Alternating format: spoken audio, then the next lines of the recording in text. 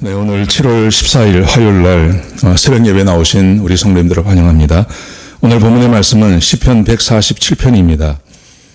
146편과 마찬가지로 오늘도 하나님을 찬양하라, 하나님을 찬송하라, 그렇게 우리에게 요구하고 있습니다. 자, 우리 한번 1절을 같이 한번 보시겠습니다.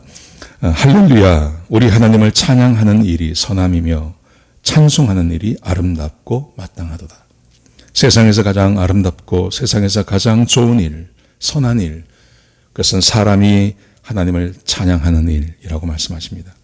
이 말의 의미는 사람은 마땅히 하나님을 찬양해야 된다는 것이죠.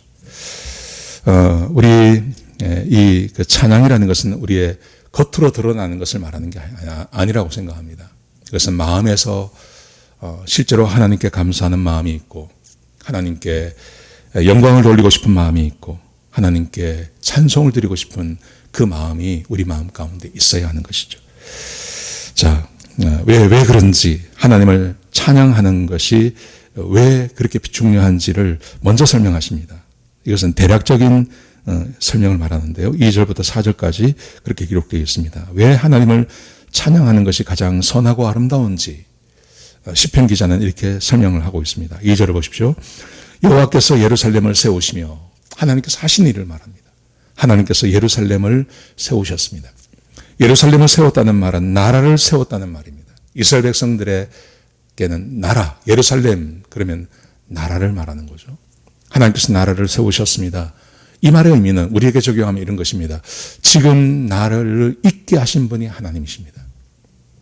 지금 우리가 2020년을 살아가고 있지 않습니까? 2020년 7월 14일, 지금 나를 있게 하신 분이 하나님이십니다. 하나님이십니다. 자, 두 번째 보시죠. 2절 하반절에 보시면 이스라엘의 흩어진 자들을 모으시며, 하나님께서는 예루살렘을 세우실 뿐만이 아니라 흩어진 자들을 모으십니다. 이 말의 의미는 하나님께서 선택한 백성을 포기하지 않으십니다. 이스라엘 백성들이 얼마나 많은 고난을 당합니까?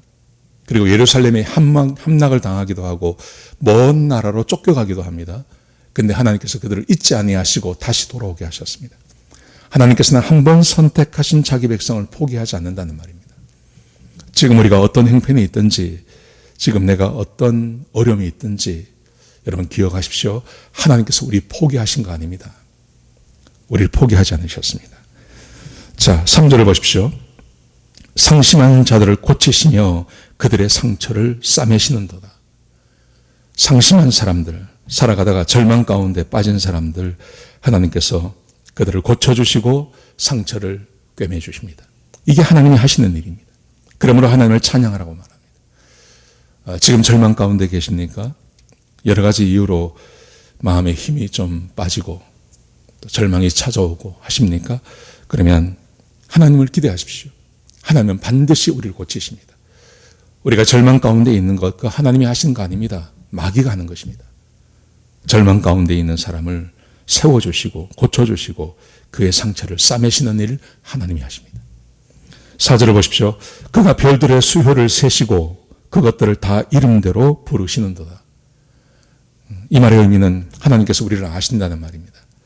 여러분, 전 세계에 그리스도인의 숫자가 10억이라 그래요. 그런데 분명한 사실은 하나님께서 그 한 사람 한 사람을 다 아신다는 것입니다. 하나님은 내 이름을 아십니다. 그리고 나의 형편을 아십니다. 그리고 하나님께서 나를 부르십니다. 하나님을 찬양하고 하나님을 찬송하는 것이 선하고 아름답습니다. 왜냐하면 하나님께서 지금 나를 여기까지 있게 해주셨고, 하나님께서 나를 선택하셨으며 나를 잊지 아니하시며, 내가 혹 절망 가운데 있다 하더라도 나를 고쳐서서 세우실 분이 하나님이시고, 그리고 내 형편과 처지를 아시고 내 이름을 아신 분이 하나님이십니다. 여러분, 세상에 이런 존재가 어디 있습니까? 세상에 이런 사람이 어디 있습니까? 함께 사는 부부도 내 마음 잘 모릅니다. 그래서 외롭지 않습니까? 우리 현대인들이. 사람은 많고 친구도 많은 것 같은데 정말 내가 힘들고 어려울 때 나를 아는 사람 그렇게 많지 않습니다. 내가 잘 되고 나한테 문제가 없을 때는 친구가 되어주지만 내가 어떤 문제를 만나고 내가 힘들고 어려우면 그 친구도 떠나가지 않습니까? 부담이 되니까요.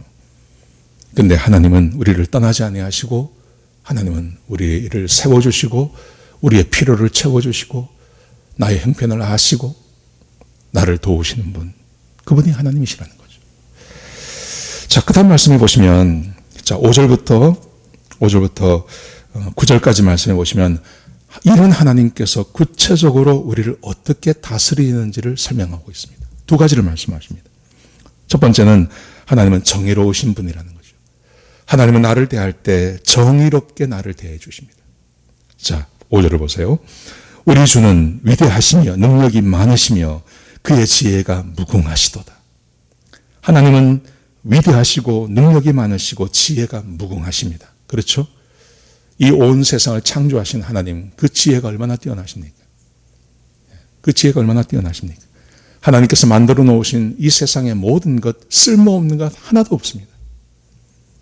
요즘 밖에 나가 보십시오. 요즘 비가 오지 않고 또 가물을 기 때문에 세상이 얼마나 이렇게 파란색이 아니라 거의 우리가 살고 있는 리버사이드 같은 경우는 풀이 다 죽지 않았습니까?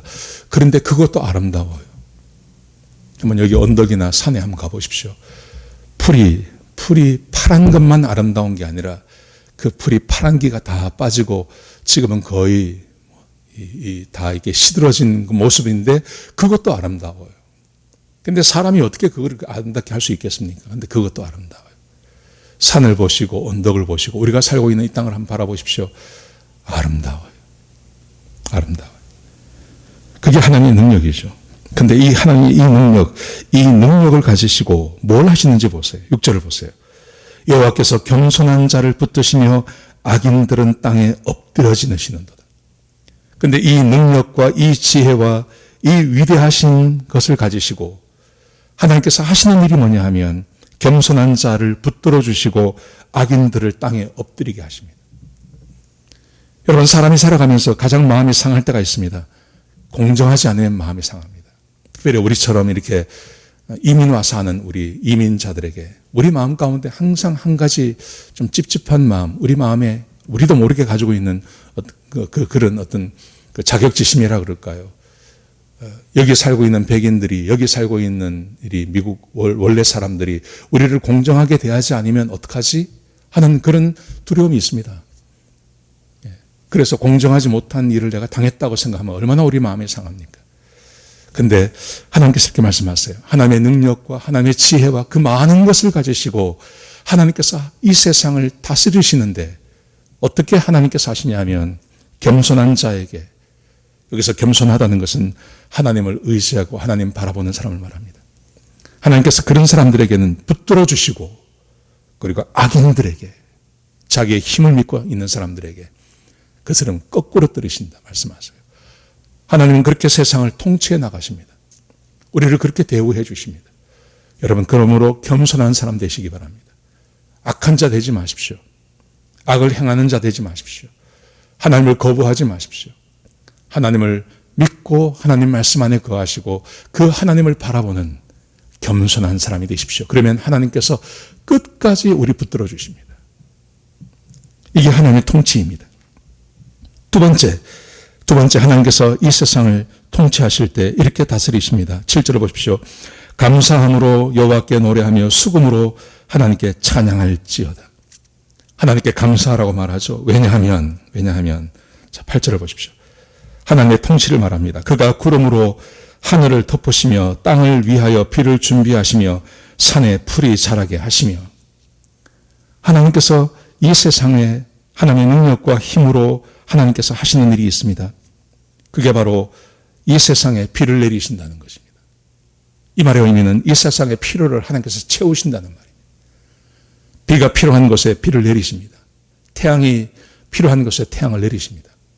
그래서 풀이 나게 하십니다. 이 풀이 왜 나게 하시는지 보십시오. 9절에 보시면 들짐승과 우는 까마귀 새끼에게 먹을 것을 주시는도다. 들짐승, 까마귀의 새끼, 우리하고 아무 상관이 없는 겁니다. 그런데 하나님께서 그들을 먹이시기 위해서 비를 내리셔서 산에 풀이 나게 하십니다. 여러분, 이 말의 의미는 하물며 하나님께서 귀히 여기시고 하나님의 백성되고 하나님의 택하심을 받은 우리들, 하나님께서 책임지지 않으시겠냐는 말이죠. 하나님께서 책임지신다는 말입니다. 하나님이 세상을 다스리는 방식을 말합니다. 하나님은 우리를 위해서 일하십니다. 하나님께서 들짐승과 그리고 까치의 새끼, 이 까마귀의 새끼를 위해서 하나님께서 비를 내리신 것처럼 하나님께서 우리를 위해서 지금도 일하고 계십니다. 그러므로 염려하지 말라는 것이죠. 이게 하나님의 통치와 하나님의 다스리심입니다. 여러분, 그러므로 우리는 하나님께 감사와 영광을 올려야 한다는 것입니다. 사랑하는 성도 여러분, 한번 돌아보십시오. 돌아온 새 세상 쭉 돌아보면 그 일을 당할 때는 왜 그 일을 당하는지 몰라요. 막 우리 인생에 비가 쏟아지면요, 얼마나 힘들고 어렵습니까? 근데 왜 그런 일을 당하는지 모릅니다. 근데 조금 지나보면 그 비로 인하여서 우리가 사는 땅에 풀이 나는 것이죠. 내 인생에 하나님께서 비를 쏟을 때가 있습니다. 어떨 때는 태양을 쏟으실 때가 있습니다. 어떨 때는 바람이 불게 할 때가 있습니다. 근데 그 당시는 잘 몰랐는데 시간이 지나고 나니까 그것으로 인하여 하나님께서 나에게 주시고 채워주시는 것이 반드시 있기 마련입니다.